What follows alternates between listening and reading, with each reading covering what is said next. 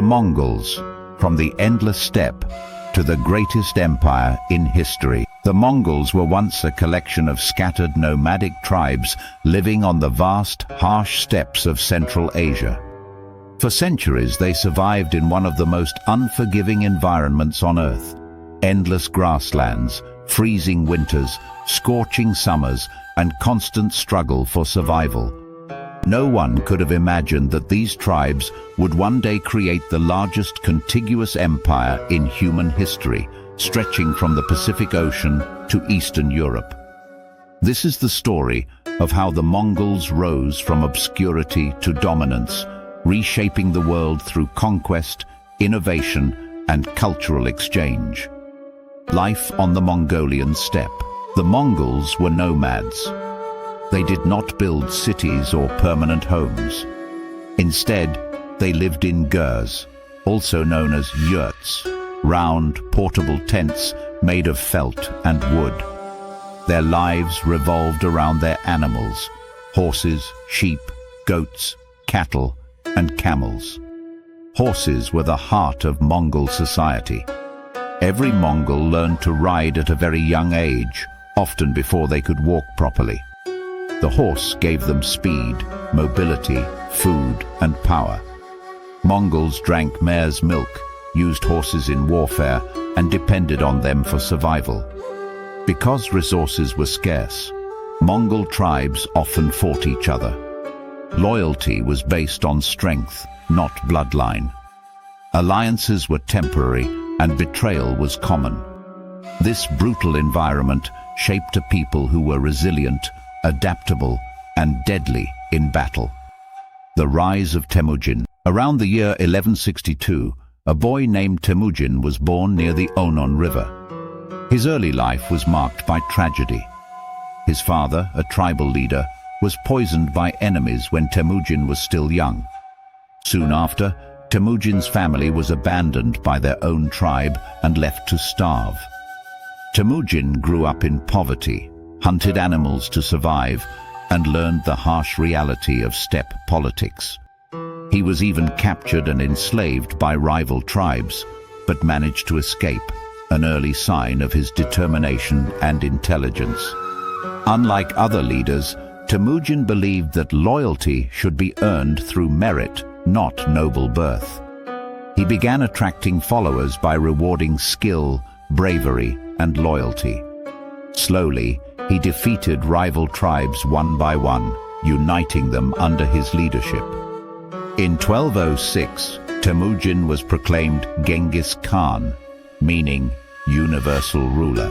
This marked the birth of the Mongol Empire.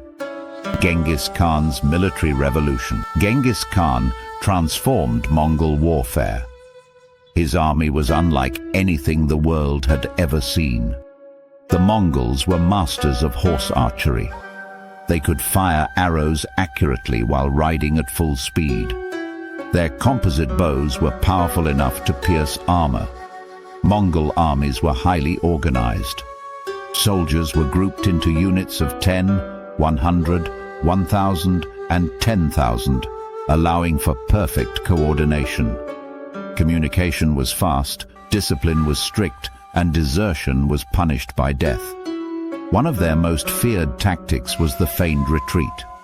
Mongol forces would pretend to flee, luring the enemy into pursuit. Then, suddenly, they would turn back and attack from all sides, annihilating their opponents. Genghis Khan also valued intelligence. Spies were sent ahead to gather information about enemy cities, defenses, and politics. Psychological warfare played a major role. Cities that resisted were often destroyed, while those that surrendered were spared. The first great conquests. The Mongols first turned their attention to China. They attacked the Western Xia and later the Jin dynasty, using siege weapons learned from captured engineers. Cities that had stood for centuries fell before Mongol armies. Next came Central Asia. In 1218, a Mongol trade caravan was massacred in the Khwarezmian Empire. Genghis Khan demanded justice. When his envoys were executed, he unleashed one of the most devastating invasions in history. Cities like Bukhara, Samarkand, and Urgench were destroyed. Millions were killed. The Mongols moved with terrifying speed, crossing deserts and mountains thought impassable. By the time Genghis Khan died in 1227, the Mongol Empire stretched from China to the Caspian Sea. The Mongol Empire. After Genghis Khan. Before his death, Genghis Khan divided the empire among his sons, but ensured it would remain united under a great Khan. Under Ögedei Khan, the Mongols continued their expansion. They conquered northern China, invaded Korea, and launched massive campaigns into Europe. In 1241, Mongol armies defeated European forces at the Battle of Legnica and the Battle of Mohi, crushing knights who believed themselves invincible. Europe was saved only by the sudden death of Ögedei Khan, which forced Mongol leaders to return east. The four great Khanates. Over time, the empire split into four major regions: the Yuan dynasty in China, the Ilkhanate in Persia, the Chagatai Khanate in Central Asia, the Golden Horde in Russia, and Eastern Europe. Each Khanate adapted Mongol rule to local cultures and religions. Kublai Khan and the Yuan dynasty. One of the most famous Mongol rulers was Kublai Khan, grandson of Genghis Khan. He completed the conquest of China and founded the Yuan dynasty in 1271. Kublai Khan adopted many Chinese customs and ruled as an emperor. He built a grand capital in Khanbalik, modern-day Beijing. Trade flourished under Mongol protection, especially along the Silk Road. The famous explorer Marco Polo visited Kublai Khan's court and later described its wealth and splendor to Europe. Pax Mongolica, an age of connection. Despite their brutal reputation, the Mongols created a period known as the Pax Mongolica, or Mongol Peace. Trade routes were protected, travelers were safe, and ideas moved freely across continents. Technologies such as gunpowder, paper, printing, and navigation spread from east to west. Diplomats, merchants, and scholars traveled farther than ever before. The Mongols practiced religious tolerance, allowing Buddhism, Islam, Christianity, and other beliefs to coexist. Decline of the Mongol Empire. Over time, the empire weakened. Internal conflicts, corruption, and cultural differences eroded unity. The Black Death, which spread along trade routes, devastated populations. In China, the Yuan dynasty was overthrown by the Ming dynasty in 1368.